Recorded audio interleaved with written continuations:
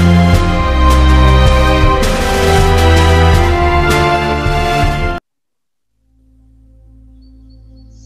pagi. Semoga kita tetap dalam keadaan sehat dan tetap dalam perlindungan Tuhan. Hari ini kita masih melanjutkan materi sebelumnya, yaitu bab 8, konsep dan fenomena kuantum. Tapi tepat hari ini kita akan membahas mengenai efek fotolistrik, mengenai sinar X, kemudian panjang gelombang de Broglie. Oke, kita lihat di sini mengenai efek fotolistrik. Baik, kita lihat suatu fenomena terlepasnya elektron dari permukaan logam ketika logam tersebut dikenai cahaya, itu disebut dengan efek fotolistrik. Terlepasnya elektron dari permukaan logam ketika logam tersebut dikenai cahaya, itu disebut dengan efek fotolistrik. Tetapi bukan berarti asal ada logam kemudian dikenai cahaya atau disinari maka akan terjadi efek fotolistrik. Bukan seperti itu ya, karena efek fotolistrik ini memiliki beberapa syarat. Yang pertama, panjang gelombang ambang sinar atau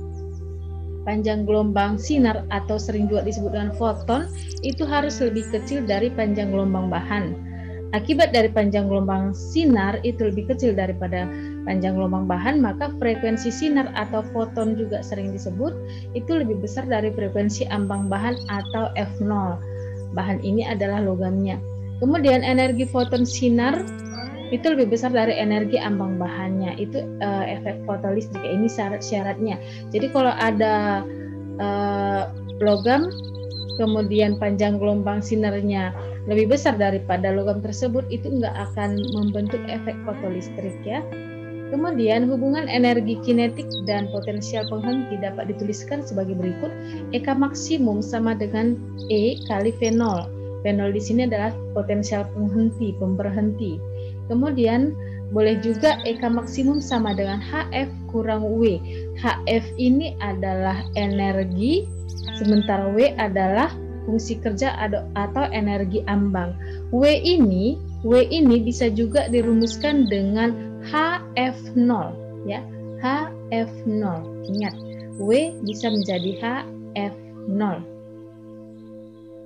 Oke, ini ada keterangan. E adalah muatan elektron, V0 potensial penghenti, H tetapan Planck, F frekuensi cahaya atau frekuensi foton. Di sini ada juga F0 ya. F0 itu frekuensi ambang, W fungsi kerja yang dirumuskan dengan HF0. Kemudian ada juga sinar X. Sinar X ini kita lihat apa itu sinar X.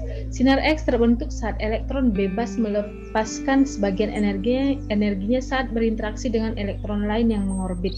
Nah, panjang gelombang minimum sinar X dapat dihasilkan dalam tabung. Sinar X itu memenuhi persamaan Hc per lambda minimum sama dengan E kali V. V di sini adalah potensial penghenti ya.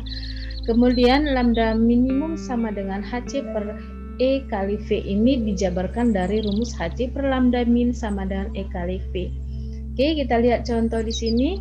Suatu logam yang memiliki fungsi kerja 2 elektron volt disinar cahaya dengan panjang gelombang 200 nanometer. Berapakah besar energi kinetik elektron yang terlepas dengan H 6,6 kali 10 pangkat minus 34 dan C 3 kali 10 pangkat 8 meter per sekon. Oke, dari soal ini diketahui datanya W, fungsi kerja atau energi ambang 2 elektron volt. Ini sama dengan 3,2 kali 10 pangkat minus 19. Nah, 3,2 kali 10 pangkat minus 19 ini elektron volt ini diubah ke joule, dikalikan dengan 1,6 kali 10 pangkat minus 19 ya. Untuk mengubah elektron volt ke joule dikalikan dengan 1,6 kali 10 pangkat minus 19. Jadi 2 kali 1,6 kali 10 pangkat minus 19 itu 3,2 kali 10 pangkat minus 19 menjadi joule. Lambda 200 nanometer menjadi 2 kali 10 pangkat minus 7 meter ya. Nanometer ini dikonversi ke meter. Oke. Yang ditanya adalah energi kinetik, ini HF kurang W. HF ini C per lambda, maka menjadi Hc per lambda kurang W.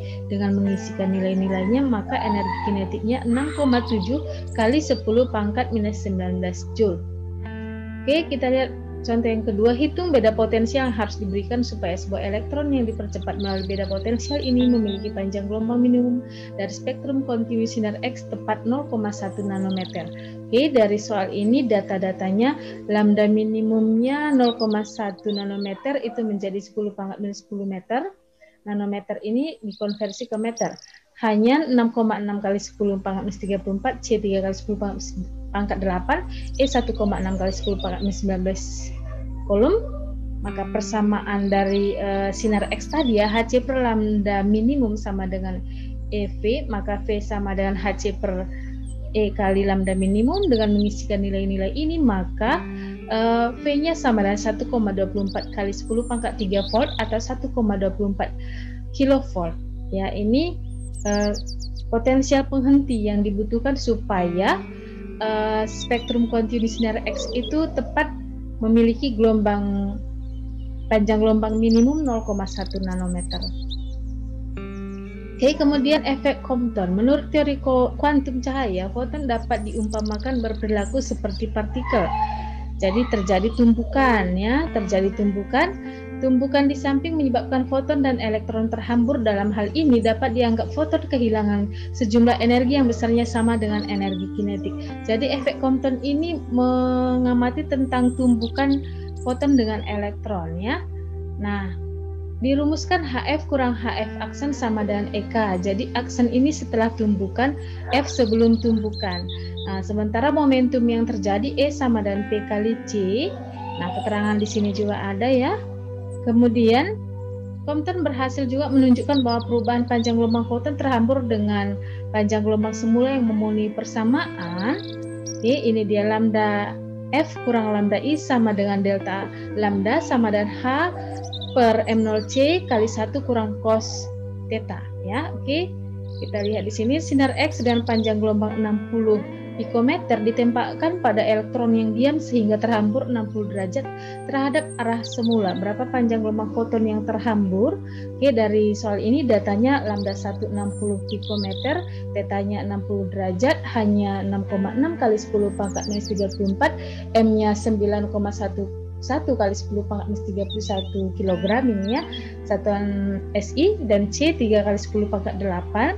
Maka panjang gelombang yang terhambur delta lambda sama dengan H per MC kali 1 kurang cos theta.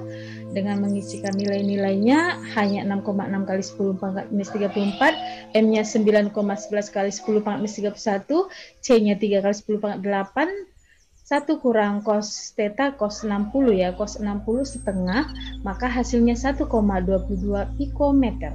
Nah, tanpa mengubah satuan lambda 1 ini, maka satuan panjang gelombang yang terhambur itu sama dengan satuan panjang gelombang awalnya ya.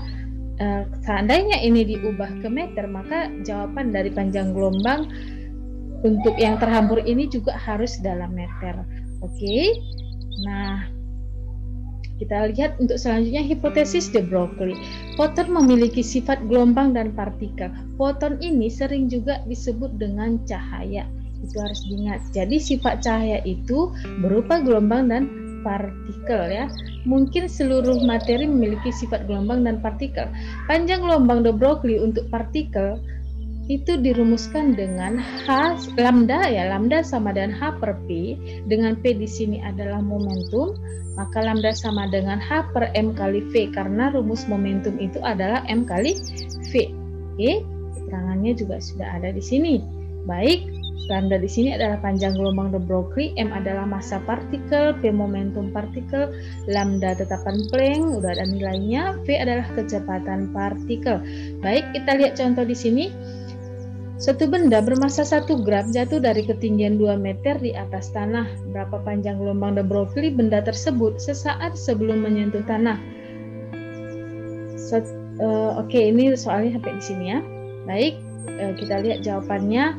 Diketahui massa bendanya 10⁻³ kg, ketinggiannya 2 meter, tetapan Planck-nya 6,6 kali 10⁻⁴ joule/sekon. Kemudian kecepatan benda ketika menyentuh tanah itu kita gunakan rumus gerak jatuh bebas ya, V sama dengan akar 2G H dengan V sama dengan 2 kali 10 kali 2 itu hasilnya 2 akar 10.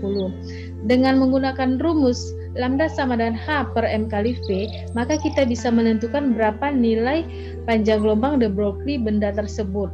Oke, kita lihat di sini H nilainya 6,6 kali 10 pangkat minus 34, M-nya 10 pangkat minus 3, dan V-nya udah dapat tadi dengan menggunakan kecepatan dengan gerak jatuh bebas ya. Oke, 2 akar 10, maka dengan mengalihkan dan membagikan diperoleh M-nya, V-nya lambdanya ya. Lambdanya panjang gelombang de Broglie benda tersebut adalah 1,048 kali 10 pangkat minus 31 meter. Oke. Nah, ini untuk materi kita hari ini. Semoga dipahami. Ada latihan untuk kamu kerjakan.